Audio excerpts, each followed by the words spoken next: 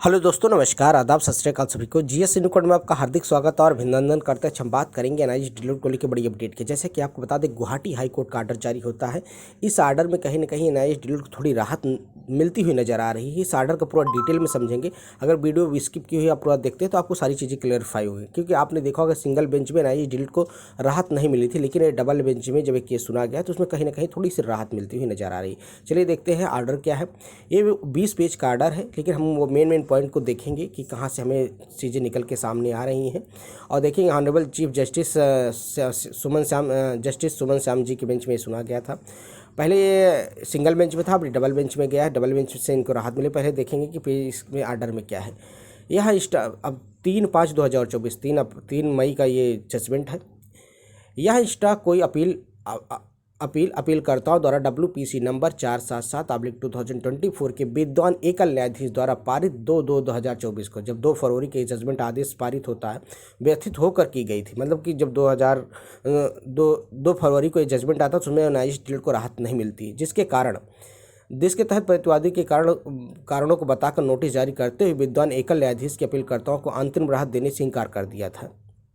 इस न्यायालय को 9/2/2024 के पहले की प्रतिवादी राज्य निर्देश जारी कर दिया कि अपीलकर्ताओं को 26/12/2024 के विज्ञापन द्वारा शुरू की गई नई भर्ती में आवेदन करने की अनुमति दी जाए, अंतरिम अनुमति दी जाए। साथ ही यह निर्देश दिया कि अपीलकर्ताओं के परिणाम को उनकी अनुमति को घोषित नहीं किया जाएगा। कोर्ट का यह भी आदेश था। कहने का मतलब, अभी देखिए, इसमें साफ साफ कहा गया था पहले कि भाई उनको अंतिम राहत नहीं, लेकिन दोबारा जब ये कोर्ट में जो मेन मुद्दा ये था कि 26/12/2023 को विज्ञापन आता है असम हाई कोर्ट में, जिसमें एनआईएस डीलर को, क्योंकि सुप्रीम कोर्ट के जजमेंट को हवाला देते हुए उनको भर्ती में शामिल नहीं करने दिया जाता है और नहीं करने का मौका नहीं दिया जाता, तो ये क्या करते हैं, हाई कोर्ट में जाते हैं। हाई कोर्ट के सिंगल बेंच में इनको राहत नहीं मिलती, लेकिन जब डबल बेंच में देखेंगे तो इसमें कहीं ना कहीं साफ साफ इस चीज़ को स्पष्ट किया गया है कि इनको अभी विज्ञापन शुरू होने की भर्ती प्रक्रिया में आवेदन करने की अनुमति दी जानी चाहिए। कहने का मतलब साफ साफ इस चीज़ को मेंशन किया कि भैया इनको अनुमति दी जाए, बाकी चीज़ें अनुमति दी जाए। साथ ही साथ निर्देश दिया कि अपीलकर्ताओं के अंतिम परिणाम की अनुमति के बिना घोषित नहीं किया जाएगा। मतलब कोर्ट ने ये भी कहा कि पहले इनको तो मौका दिया जाए, लेकिन जब इनका परिणाम घोषित होगा तो भाई कोर्ट के अधीन ही रहेगा। मतलब आपको समझ लेना है कि भाई हमको पहले मौका दें, लेकिन सुप्रीम कोर्ट का जजमेंट आता है उसको हम बाद में देखेंगे, लेकिन पहले इनको मौका दिया जाए और जो परिणाम आएगा, जो रिजल्ट आएगा, तब हमारे कोर्ट के अधीन ही रहेगा। यह भी स्पष्ट किया गया कि अंतिम आदेश केवल अपीलकर्ताओं के संबंध में है, इसमें कोई मिसाल कायम नहीं होगी। यह विवाद में नहीं है। मुख्य विवाद विद्वान एकल न्यायाधीश के समझ कर लंबित है। मतलब कि अभी जो सिंगल बेंच में था वो भी लंबित है कि उसमें जो मेरिट के बेस की बात कर रही थी, अभी उसमें लंबित है, लेकिन डबल बेंच में ये चीज़ें कहा गई तो पहले इनको मौका दिया जाए, बाकी जो चीज़ें लंबित है वो मतलब चलती रहेंगी कि मुख्य विद्वान एकल न्यायाधीश के समकक्ष लंबित है। हालांकि इस न्यायालय द्वारा पारित अंतिम आदेश के अनुसार अपीलकर्ताओं को पहले भर्ती प्रक्रिया में भाग ले चुके हैं और ये न्यायालय के द्वारा दिए गए निर्देशानुसार परिणाम रोके जा रहे हैं। उपरोक्त तथ्यों की परिस्थितियों को ध्यान में रखते हुए हम अपीलकर्ताओं के द्वारा दायर और विद्वान एकल न्यायाधीश के समकक्ष लंबित रिट याचिका के निपटान तक दिनांक 9/2/2024 के अंतिम आदेश को पूर्ण बनकर इस अपील को निपटान करने की उचित समझते हैं। कहने का मतलब साफ साफ इसमें देखेंगे कि चीज़ें कहीं गई हैं। आपको बता दें कि सिंगल बेंच में जब उनका नहीं फैसला होता है तो डबल बेंच, जबकि सिंगल बेंच पे अभी मैटर चल रहा है, अभी वहाँ से निपटारा नहीं हुआ है, लेकिन वो लोग डबल बेंच में जाते हैं। डबल बेंच में कहीं ना कहीं इनको राहत मिलती है। इनको कहा गया है कि एनआईएस डीलर को अभी भर्ती प्रक्रिया में शामिल किया जाए, लेकिन इनका जो रिजल्ट है वो कोर्ट के अधीन ही रहेगा। आपको इस चीज़ को समझ लेना है भाई। अभी तो भाई कहीं ना कहीं मौका देखिए, जैसे बिहार में तो डायरेक्ट मना कर दिया गया कि भाई हमको भर्ती प्रक्रिया में शामिल ही नहीं होने देंगे, लेकिन अभी आप देखेंगे कि तो वहाँ असम हाई कोर्ट ने, गुवाहाटी हाई कोर्ट ने इस चीज़ को मेंशन कर दिया है कि भाई इनको भर्ती प्रक्रिया में पहले तो शामिल किया जाए, लेकिन आने वाले समय में क्या होगा इसको चीज़ को स्पष्ट होगा। अभी सिंगल बेंच में ये चीज़ें लंबित हैं, मतलब कि अभी चल रही हैं। अभी इसकी उसमें देखेंगे तो उसमें 1 हफ्ते के कई बार उन्हें हलफनामा मांगा गया कि आप हलफनामा दायर करिए, सारी चीज़ें मेंशन की जा रही हैं। अभी उनकी सुनवाई चल रही है, लेकिन डबल बेंच में ये चीज़ें कहीं गई। पहले इनको भर्ती प्रक्रिया में शामिल किया जाए। जिनको जो रिजल्ट होगा, जो इनकी मेरिट बनेगी, जो सारी चीज़ें बनेगी, जो फाइनल की बात आएगी, फाइनल ज्वाइनिंग तक की बात आएगी, तब ये कोर्ट के अधीन ही रहेगा। कहने का मतलब ये आप समझ सकते हैं। तो ये सारी चीज़ें इसमें अभी तक की गई हैं। अभी इसका देखिए 9 फरवरी को भी इसकी सुनवाई होती है। 9 फरवरी के भी केस की सुनवाई को हम देखेंगे कि इसमें क्या क्या मेंशन किया गया। लेकिन अभी सिंगल बेंच में ये चीज़ें भी स्पष्ट है कि सिंगल बेंच में ये लगा हुआ है कि मेरिट का भी डिसाइड करना है, वहाँ भी डिसाइड होगा, क्योंकि सिंगल बेंच में इनको अंतिम राहत नहीं मिली थी। अंतिम राहत देने से इनकार कर दिया कि भाई ये सुप्रीम कोर्ट के जजमेंट है, इनकी डिग्री अमान्य है, और सुप्रीम कोर्ट के जजमेंट को हवाला देते हुए ये सारी चीज़ें की गई थी। तो अभी विद्यार्थियों को कहीं ना कहीं थोड़ी सी राहत मिलती नज़र आ रही है, क्योंकि भाई अभी तो उनको ये लग रहा है, देखो भाई हमें तो मौका दिया जाना चाहिए, मौका दिया गया है तो भाई हम आगे जो करेंगे, भाई आगे की जो प्रक्रिया होगी वो सुप्रीम कोर्ट के और हाई कोर्ट के अकॉर्डिंग है। अगर हाई कोर्ट आर्डर देगा तो हम ज्वाइनिंग करेंगे, क्योंकि लेकिन पहले हमको मौका ही नहीं दिया जाता। तो हम जैसे बीपीएससी टीआरई 2-3 में ही आप स्पष्ट रूप से मना कर दिया कि भाई इनको मौका ही ना दिया जाए। दूसरा आप देखेंगे 9 फरवरी का एक है, विजय गोई 9 फरवरी की में इस चीज़ को मेंशन भी किया गया था।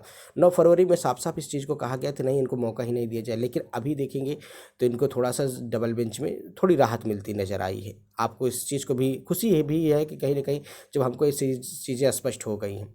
देखेंगे इसमें काफ़ी समय तक पक्षों को वकील को सुनने के बाद, ये देखिए ये 9 फरवरी का जजमेंट है, सुनने के बाद हमने राज्य के निर्देश को उचित समझा है और अपीलकर्ताओं के विज्ञापन 26/12/2023 द्वारा शुरू की गई नई भर्ती प्रक्रिया में आवेदन के लिए अंतिम अनुमति दी जाए, बशर्ते यह आवेदन विधि के अनुसार, कहने का मतलब शासन के अनुसार 12/2/2024 को, हालांकि याचिकाकर्ताओं के अंतिम परिणाम भी न्यायालय के अधीन रहेगा।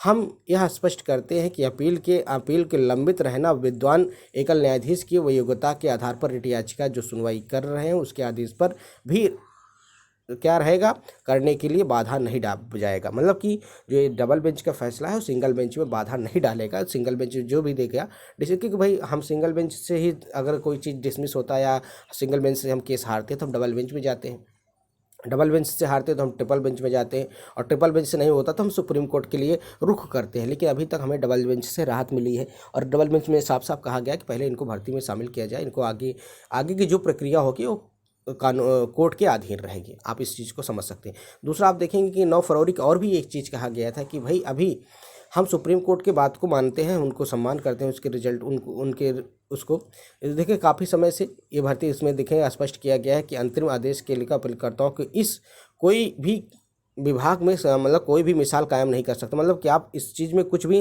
डायरेक्ट वो कह नहीं सकते हैं भाई। अगर मान लीजिए हाई कोर्ट आपकी ज्वाइनिंग नहीं कराता तो आप उसमें कोई भी दोबारा केस नहीं कर सकते, क्योंकि उसमें साफ साफ कह के पहले हम इस आपको शामिल करने के लिए मौका दे रहे। क्योंकि विद्यार्थी ने कहा पहले सर हमें शामिल करने का मौका कम से कम दिया जाए, तो उनको मौका तो दिया गया है, लेकिन इनका जो रिजल्ट है या ज्वाइनिंग होगी, जो भी सारी प्रक्रिया होगी कोर्ट के अधीन होगी। आप इस चीज़ को भी देखेंगे, इसमें कहा गया है कि यहाँ कोई भी वकीलकर्ताओं की जो भी देखिए 20 पेज का है तो 20 पेज को हमें जानने की ज़रूरत नहीं, मेन हम पॉइंट उसको डिस्कस करेंगे। और इसमें जो भी विज्ञापन में ये चीज़ें कही गई थी जो कि राज्य सरकार के से मांगा गया कि आपने मतलब इनको मना क्यों किया था, तो उन्होंने वही किया कि भाई हम सुप्रीम कोर्ट के अधीन जो उत्तराखंड का केस था, उत्तराखंड के केस को मेंशन किया, उत्तराखंड में जयवीर सिंह के केस को मेंशन किया कि भाई सुप्रीम कोर्ट ने ये जजमेंट दिया है कि ये डिग्री अमान्य है। आप देखेंगे कि before honourable justice mister justice उन्नी कृष्णन नायर ने इसमें 2/2/2024 को फैसला दिया था। Head of the Hazarika learned senior counsel associate mister H R. Bhargoin learned counsel of the petitioner issued notice return to 28/2/2024 का फैसला था। Mister D Saikia learned advocate general Assam assisted by the mister S.M.T. Learned Standing Council Education Elementary Department accepted notice by behalf of the respondent number 1-2 Mr.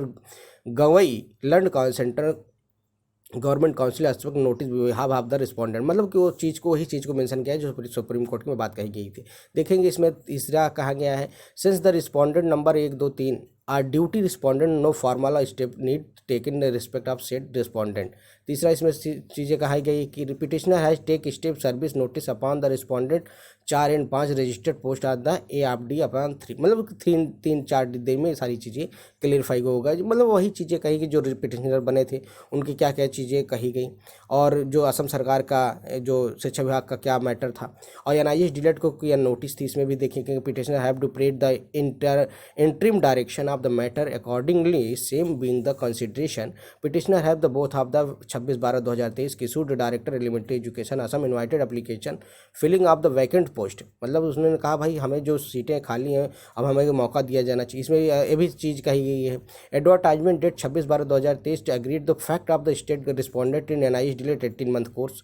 फिर इसमें ये भी चीज़ें कहेंगे 18 month का DElEd course in open distance learning ODL माध्यम से national institute open schooling in the petition also concern in the after TET super TET NCT। जो भी उन्होंने टेट वोट पास कर लिया है तो इनको आखिर अंतरिम मौका दिया जाना चाहिए। इस चीज़ को सारी चीज़ें कही गई थी। जो कि फिर आप देखेंगे उत्तराखंड के केस को भी इसमें मेंशन किया गया था, जयवीर सिंह के केस को भी मेंशन किया गया था और सुप्रीम कोर्ट के जजमेंट को भी इसमें मेंशन किया गया कि देखिए आप देखें यहाँ Jaiveer Singh versus state of Uttarakhand respondent 2023 SSC online 1585 submitted the state of submit dear the मिसनाइट set judgment of the outstanding. मतलब को सारी चीज़ें मेंशन करके दिखाया गया था कि भाई जब NCT का ये रूल्स फेल हो गया या NCT के गजट ही नहीं आया और NIH डेट की डिग्री ही इनवैलिड हो गई तो इनको हम मौका नहीं देंगे। असम सरकार ने इस चीज़ को वहाँ पर मेंशन किया था। लेकिन अभी तो जो जजमेंट आता है आपका 3/5/2024 मतलब 3 मई का जजमेंट आता है, इसमें थोड़ा सा राहत मिलती हुई नज़र आ रही। नज़र ये है कि इनको साफ साफ इस चीज़ को कहा गया भाई इनको पहले मौका भर्ती में शामिल किया जाए। शामिल करने के बाद जो भी जजमेंट जो भी इनका रिजल्ट होगा वो कोर्ट के अधीन रहेगा। आप इस चीज़ को समझ सकते हैं। और जो भी चीज़ें मांगी गई हलफनामा मांगा गया है सारी चीज़ें स्पष्ट है, आपने देख सकते हैं कि इससे स्पष्ट है कि अपील को लंबित द्वारा विद्वान एकल न्यायाधीश की योग्यता के अधीन पर रिट याचिका की सुनवाई करने के अंतिम आदेश पारित करने में बाधा नहीं बनेगा। मतलब कि ये जो डबल बेंच का फैसला है इसमें उनके जजमेंट में कोई बाधा नहीं डालेगा, क्योंकि अभी उनका जजमेंट चल रहा है, पेंडिंग में है। उनका फाइनल जजमेंट कब तक आएगा ये चीज़ें निष्कर्ष जब तक जजमेंट नहीं आता तब तक चीज़ें क्लियर नहीं होंगी। लेकिन कहीं ना कहीं अंतिम राहत मिल रही है कि भाई आपको भर्ती में मौका दिया जाए। तो कहीं ना कहीं ये बात भी स्पष्ट हो गई है कि अब अगर भर्ती में मौका दिया गया है तो आने वाली प्रक्रिया में भी ये सारी चीज़ें शामिल होंगी।